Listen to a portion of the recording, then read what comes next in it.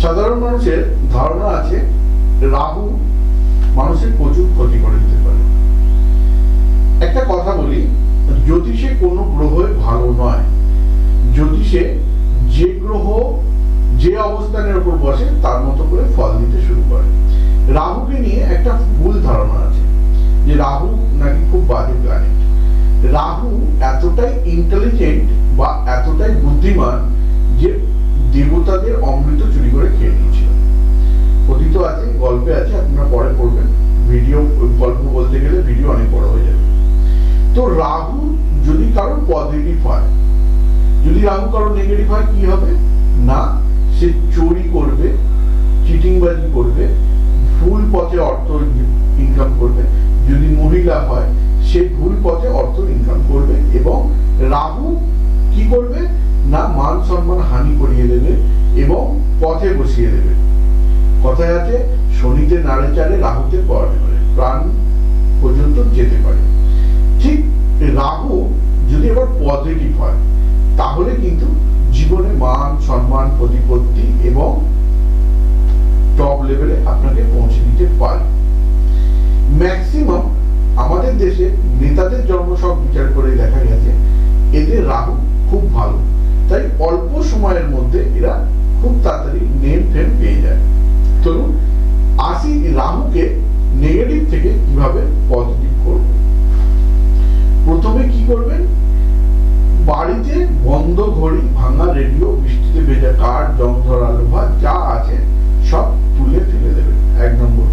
2 নম্বর কি করবেন, বাড়িতে কোথাও ড্যাম অর্থাৎ দিয়ালে ছাপ ছাপ দাগ এগুলো হতে দেবেন না, সঙ্গে সঙ্গে রিপেয়ারিং বা আপনি নিজে ব্যবস্থা নেবেন। বাথরুমের কল ভেঙে যাওয়া বা বাথরুম থেকে টপ টপ করে জল পড়া বা বাথরুম ক্লিন না রাখা, এটা কিন্তু রাহু নেগেটিভ এনার্জি তৈরি করে। যদি আপনার বাথরুম ক্লিন বা টপ টপ করে জল না থাকে তাহলে রাহু পজিটিভ এনার্জি থাকবে। আবার কি করতে হবে না, আপনার যা ওজন তার থেকে 6 দিয়ে গুণ করবেন।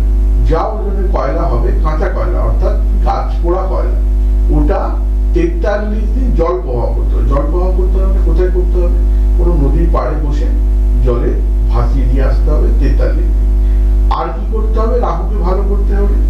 শনি মঙ্গলবার, হ্যাঁ, যাদের হাত কাটা পা কাটা অঙ্গ নেই তাদের কিন্তু দান করতে হবে বা আপনার সামর্থ্য মতো খাদ্য দিতে হবে বা কিছু অর্থ দান করতে হবে। আর কি করতে হবে, শনিবার বা মঙ্গলবার ছিন্নমস্তা দেবীর পুজো করতে হবে। যদি কেউ পুজো না করতে পারেন তাহলে মায়ের পায়ের কথা চিন্তা করবেন, ঠিক আছে। আর ওই করার সময় একটা কয়েন হাতে রাখবেন, সেই কয়েনটি কাউকে দান করে দেবেন। শেষ এবং লাস্ট উপায় কি করবেন না, এরকম একটা শঙ্খ নেবেন, শঙ্খ নেবেন, শঙ্খের মধ্যে জল থাকবে আর এরকম একটা শিবলিঙ্গ থাকবে, তার উপর জলটা ঢালবেন আর মন্ত্রটা বলবেন ওম হাম চিম চম চট চামুন্ডায় নমঃ। এরকম করে এর মধ্যে জল দেবেন, 3 বার করবেন, এর মধ্যে এরকম জল দেবেন, বলবেন ওম হাম হিম চট চামুন্ডায় নমঃ। এরকম 3 বার যদি আপনি জল দিতে থাকেন তাহলে আপনি বা আপনারা এই প্রবলেম থেকে বেরিয়ে আসবেন। আরো কি ভিডিও দেখতে চাইছেন সেই নিয়ে আমাদের কমেন্টে লিখুন, আমরা আপনাদের জন্য ভিডিও রেডি করব।